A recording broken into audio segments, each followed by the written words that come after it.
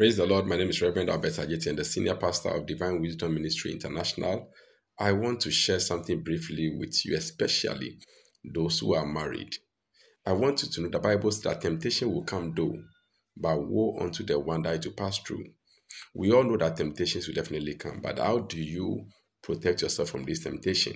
So I want to talk about how to avoid extramarital affairs, how to avoid extramarital sexual affairs. We must all understand that marriage does not solve the adultery or extramarital affair problem. Marriage doesn't solve it. Even love does not solve it. But what solves it is discipline and self-control and wisdom. Discipline, self-control, and wisdom. So what must you do in order to avoid this extra marital affairs? Because whether you like it or yes, it will definitely happen. You get temptations everywhere. So how then do you guide yourself from this shameful act? The first thing I want you to know is set boundaries with the opposite sex. And you are the only person who can set that boundaries. No one can set that boundary with you. Bible says that no one can scoop coal of fire upon his chest and see that it will not burn him. Number two, don't share personal issues or problems with the opposite sex, especially the people that you think you have a little affection for or you are even crashing on. Remember, problems bond people.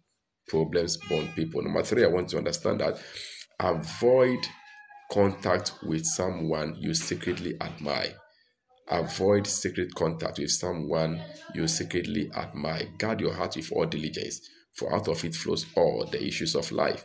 Number four, limit eye contact with the opposite sex, especially with people that you think and you know that you have a crush on or you have a secret admiration for. Number five, keep your sexual life private. Keep your sexual life private. Share it with only your spouse. Don't be sharing with other people of the opposite sex. You may fall. And number six, avoid vulnerable discussions with the opposite sex. Whenever you are vulnerable, avoid certain chats and certain discussions with the opposite sex, especially people you think you are crashing on or you are falling in love with. Then the next one, or you are falling in lust with. Then the last but not the least is that don't give unnecessary compliments. The compliments you have never given to your wife, you are giving it to other people of the opposite sex, you may fall. Guard your heart with all diligence, for out of it flows all the issues of life. I'll come with you again with a continuation, and you shall be blessed. God bless you. Remember, don't scoop coal of fire on your chest and say it will not burn you.